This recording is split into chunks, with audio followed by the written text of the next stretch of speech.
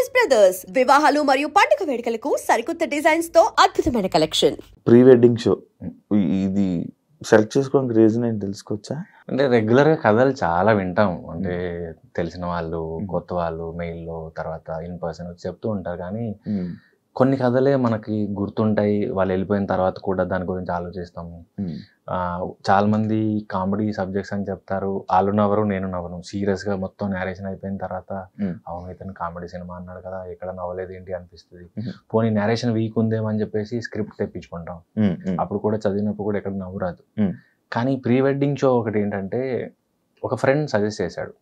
ఉస్తాద్ అని మనకి ఒక సినిమా వచ్చింది. ఆ డైరెక్టర్ నాకు ఫోన్ చేసి ఒక కథ ఉంది వింటావా అన్నప్పుడు సరే వింటాను అన్నాను. వచ్చి చెప్తే ఏమాత్రం సరే ఫ్రెండ్ చెప్పాడు కదా అన్నట్టుగా విన్నాను. విన్నంతసేపు నవ్వుతూనే ఉన్నాను. అంటే ప్రాపర్గా రాసుకున్నాడు కథ. చాలా చిన్న పాయింట్. మనకి చాలా వరకు కొన్ని సినిమాలు ఒక ఈగో మీదే ఒక సినిమా ఎలాగైతే డెవలప్ అవుతుందో, ఇది చాలా చిన్న పాయింట్. ఇంతసేపు ఎలా లాగుతాడా అనుకుంటూనే వింటూ ఉన్నాను నేను. తెలియకుండా 2 గంటల సినిమా తీశాడు.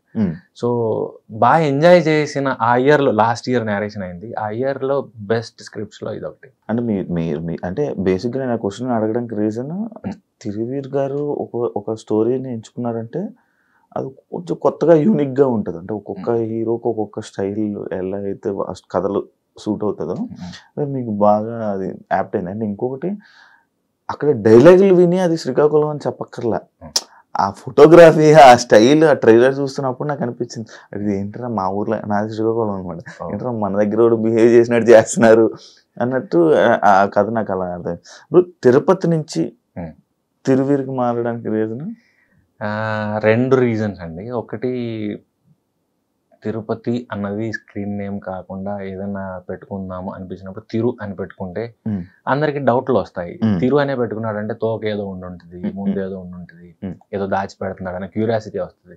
ఎందుకు ఆ క్యూరియాసిటీ ఇవ్వడం, సింపుల్ గా పేరు మార్చేసుకుందాం అనిపించినప్పుడు మా సీనియర్ ఒక అతను ఉన్నాడు. అతను నాకు నాటకాల్లో మా సీనియర్.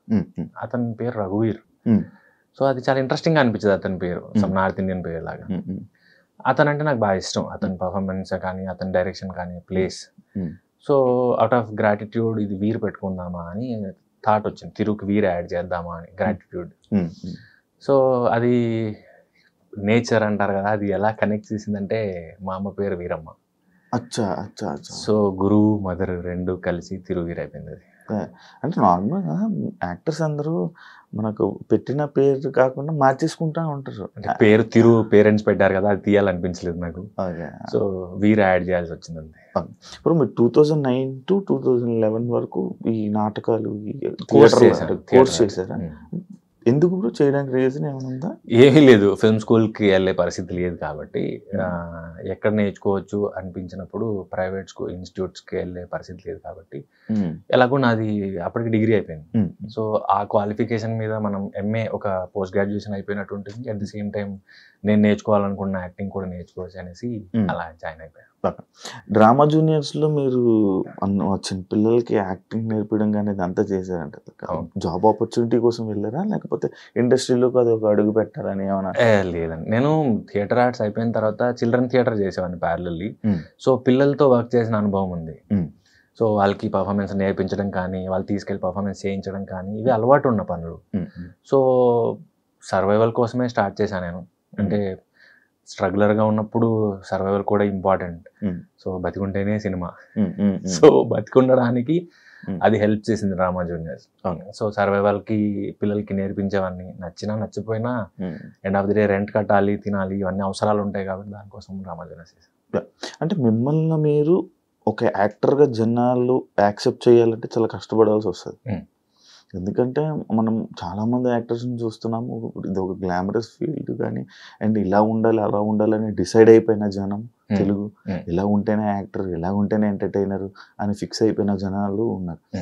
బట్ మీరు వాళ్ళందరినీ దాటుకొని నో అది కాదు అని చెప్పి క్రియేట్ చేశారు. అంటే మీ ఫ్రెండ్స్ కానీ మీ పక్కన వాళ్ళు ఎప్పుడైనా మిమ్మల్ని క్రిటిసైజ్ చేశారా? లైక్ చాలా మంది అండి. నేను ఫేస్బుక్లో కూడా పెట్టాను, మీరు నా వాల్కి వెళ్ళి చూస్తే మసూదా షూట్ జరుగుతున్నప్పుడు ఎక్స్ట్రాస్ కింద చిన్నపిల్లలు వచ్చారు.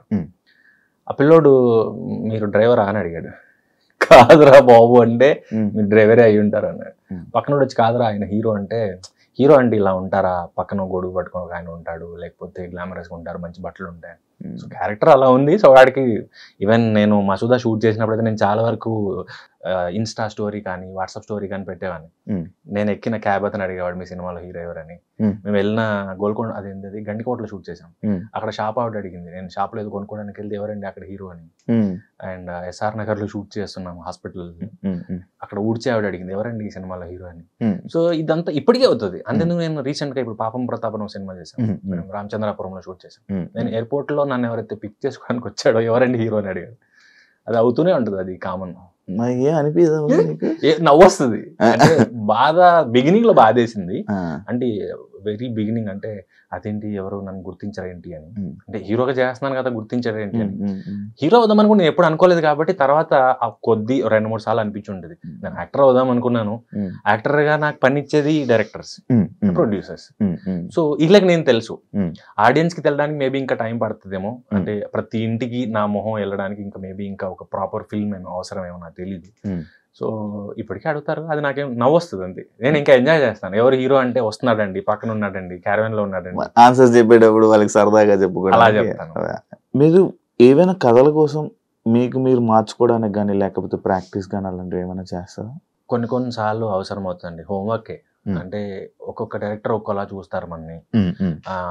మనం చూసే లైక్ ఎలా చెప్పను మీకు, యాపిల్ ఉంది, యాపిల్ ఇద్దరికి యాపిలే, కానీ మీరు రంగు చూడొచ్చు, నేను సైజ్ చూడొచ్చు. మీరు క్వాలిటీ చూడొచ్చు, నేను రేట్ చూడొచ్చు. Same Apple మారట్లా. సేమ్ అట్నే నేను ఇప్పుడు నాకు స్క్రిప్ట్ ఇస్తే నేను ఒకలా ప్రిపేర్ అవుతాను, డైరెక్టర్ ఒకలా ఊహించుకుని ఉండొచ్చు. ఒకసారి వర్క్ షాప్ చేయకపోతే ఏమవుద్దంటే సెట్ లో బెడిచిపడుతుంది, నేను ఇలా అనుకోలేదు ఈ రోల్ అని. అందుకని ముందే వాళ్ళని కలిసినప్పుడు అసలు మీరేమనుకుంటున్నారు ఈ రోల్ గురించి, ఎలా ఉంటే మీరు రాసుకున్నప్పుడు మీరు ఊహించినప్పుడు ఈ రోల్ ఎలా ఉండింది, ఎలా బిహేవ్ చేస్తుంది, ఎలా మాట్లాడుతుంది, వాళ్ళు ఏమన్నా ఫీడ్ ఇస్తే అది తీసుకొని ప్రాక్టీస్ చేయడం. లేదు నువ్వు ఓన్ చేసుకొని చేయన్నప్పుడు నా తరపు నుంచి తీసుకెళ్ళిపోయి చూపించి ఇలా ఓకేనా మీకు. జార్జ్ రెడ్డి, లలన్ సింగ్ నేను అలా చేసింది.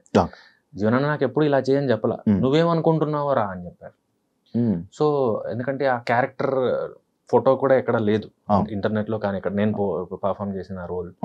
సో నేను ఓన్ గా ప్రిపేర్ చేసుకుంది. లైక్ ఇండస్ట్రీలో ఉండాలన్నా మనకి రెస్పెక్ట్ రావాలన్నా మనకు మనల్ని మార్చుకోవాలా బ్రో నార్మల్గా? అవసరం లేదేమో, అంటే అన్నీ మన మైండ్లోనే ఉన్నాయి. అంటే మనం ఎలాంటి బట్టలు వేసుకోవాలి, ఎలాంటి బండ్లో వెళ్ళాలి, లేకపోతే ఎలాంటి భాష మాట్లాడాలి, ఇప్పుడు ఇవన్నీ కూడా ఏంటంటే అవతలవాడు మన గురించి ఏమనుకుంటున్నాడు అన్న దగ్గర స్టార్ట్ అవుతాయి. ముందు మొన్నే ప్రభుదేవ గారిది ఒక ఇన్స్టా రీల్ చూశాను. ఏంటి స్టైల్ అంటే ఏంటి అంటే మన కంఫర్ట్ అని. చాలా గొప్ప మాట అది. మనం ఎలా కంఫర్టబుల్గా ఉంటామో అదే మార్చుకోవాల్సింది. ఎదుటోడిని ఇంప్రెస్ చేయడానికి పడే ఇబ్బంది అక్కర్లేదు. మీరు ఎప్పుడు ట్రై చేయరా? నాకు రాదు, దొరికిపోతాను నేను అలా. దాని బదులు నా అలా ఉంటే నాకు కంఫర్టబుల్. బట్ అలా ఉంటేనే రెస్పెక్ట్ కదా బ్రో. టాలెంట్తో వచ్చే రెస్పెక్ట్ బెటర్ ఏమో.